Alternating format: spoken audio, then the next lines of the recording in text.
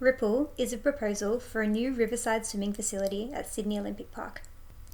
Part 1. Research and Site Analysis. Humans' relationship with the river has shifted over time. The indigenous Wangal people revered the river as a spiritual entity and source of food, life, and dreaming. Early settlers built riverside garden estates and captured its beauty in paintings such as this one. However, the river was soon taken advantage of and polluted as Sydney urbanised and industrialised throughout the 20th century. There is a renewed appreciation for the river's ecological, cultural and economic value. For instance, the Parramatta River Master Plan outlines a pathway to a remediated and swimmable river by 2025. There is a strong tradition of swimming in the Parramatta River. Between 1900 and 1960, over 20 pools were constructed, most of which were demolished eventually when the river became too polluted. Part of Sydney Olympic Park's legacy is its monumental remediation project that saw the polluted industrial site transformed into parkland. The management of landfill and leachate is an ongoing effort, but innovative new methods such as chemical-free bioremediation ponds are demonstrating new ways to integrate water-sensitive urban design into the urban fabric. In Sydney, the urban heat island effect is a climate change-related challenge contributing to spatial inequality. Western Sydney is disproportionately impacted by heatwaves and hotter annual average temperatures, which is known as heat vulnerability. As this map suggests, heat-vulnerable areas of Western Sydney are also experiencing high population growth, yet are less likely to be in close proximity to a public pool. Part 2. Developing a rule-based system. For this project, I was interested in exploring the physical and conceptual properties of water. I experimented with a Japanese ink marbling technique called suminagashi. It involved dipping ink and surfactant made out of dishwashing detergent into a tray of water and then swirling the water around to create interesting patterns, and then eventually laying a sheet of rice paper on top of the water surface to capture the pattern.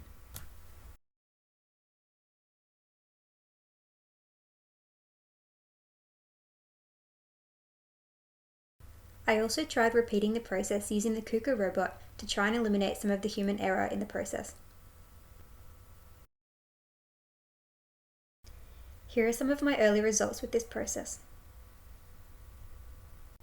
Eventually, I moved on to photographing my results rather than making paper prints, as it allowed me to capture the build-up and change of patterns rather than just their final form. From these studies, I observed a number of key movement patterns occurring. The next step was to try and replicate these movements digitally. To do this, I used the physics plugin Kangaroo, which allows you to create flexible rods that move and react to forces and each other. The script explodes regular circles in Rhino into stretchy rods that are affected by different parameters. The key parameters were how long the segments could stretch to, how much they tried to push outwards, and how much they retained their starting angles.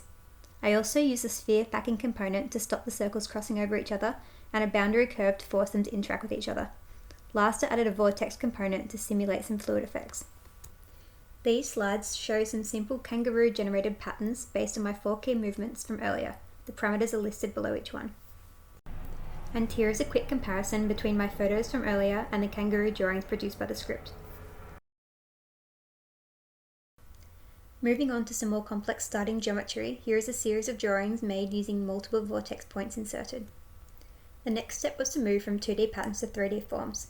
To create these models, I took my digitally generated drawings and turned them into laser-cut contour models. Part 3. Design proposal. So, why does Sydney Olympic Park need a new riverside pool? Firstly, climate change modelling has shown that Western Sydney will become increasingly affected by urban heat with serious impacts on public health inequality. Public swimming pools are an important community asset for exercise, recreation and relief from heat waves. They are accessible, cheap to use and promote physical and social well-being. And lastly, as a low-tech alternative to an air-conditioned indoor pool centre or any energy-consuming wave pool, a riverside pool promotes a deeper connection to and investment in the health and condition of the Parramatta River. Some of the design challenges include the fact that the Parramatta River at Sydney Olympic Park is not currently suitable for swimming due to pollution. The design needs to contribute towards a long-term strategy for remediation of the river via water-sensitive urban design strategies. Secondly, to be truly sustainable, the project must be long-lasting, impervious to climate change, related sea level rise, resistant to harsh elements, be low-tech and low maintenance. The design must also provide a cool and thermally comfortable public environment to be a free-to-access place of relief on hot days. Now onto my concept design. A short walk from the ferry wharf, the Riverside Walk expands into a water-inspired topography of pools, ponds and shade. There is a kiosk, change facilities and a large shaded pavilion to the south, while the pool platform curls over the water's edge, softening the line between land and water.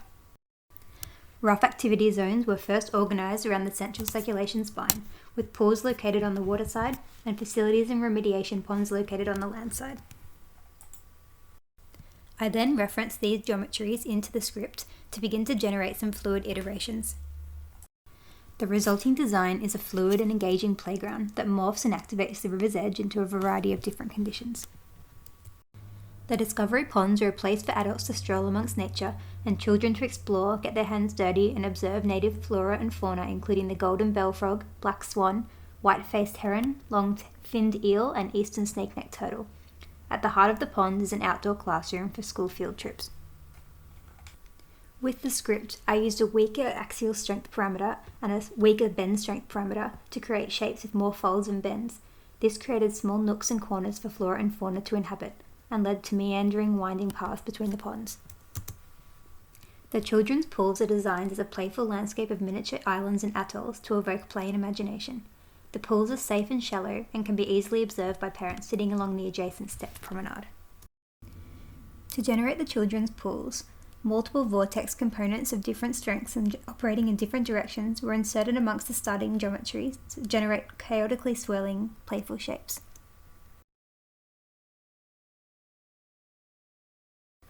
The main pool platform was designed to have as much concrete submerged under the water surface as possible to reduce the urban heat island effect at a microclimate level. The 50-metre pool is designed to be multifunctional, facilitating uninterrupted lap swimming while casual swimmers can still occupy the shallower edges.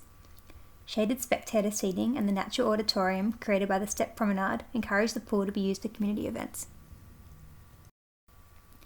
The roof of the amenities building collects rainwater in a central tank that is then used for toilets, outdoor showers and taps, preventing the unnecessary use of potable water.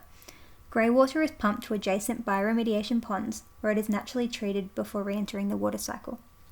An elevated white fabric roof allows the space below to be naturally daylit and ventilated, and supports passive cooling by reflecting heat and shading a large area of hard surface.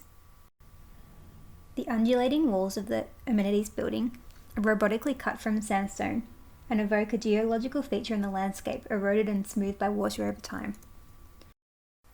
The kiosk area is an opportunity for revenue for Sydney Olympic Park.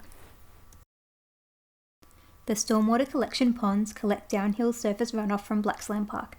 The ponds allow sediments to settle, while algae and water plants remove bacteria and heavy metals through a natural bioremediation process. The sandstone pump room and testing station harbours equipment required to pump water between the ponds and to carry out routine water quality testing. This design integrates water-sensitive urban design seamlessly into the landscape in a variety of different ways. One such design measure is permeable sandstone paving, which prevents runoff and allows stormwater to be properly treated before being released into the river. The first phase of the project includes constructing the bioremediation ponds, discovery ponds and land-based facilities. The bioremediation ponds collect and treat stormwater before it is able to enter the Parramatta River. Over time, and in conjunction with a catchment-wide stormwater and contamination control effort, the Parramatta River is remediated to a condition that is safe for swimming. During this time, the facilities are enjoyed by the community as a landscaped riverside park for picnics and recreation.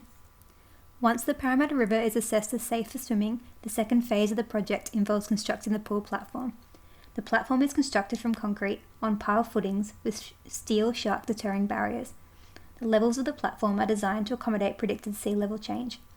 As water levels rise, a larger proportion of the concrete pool platform is submerged under a shallow layer of water. This keeps the platform cool to walk across and reduces the amount of heat absorbed and re-emitted by the concrete. Thank you for listening.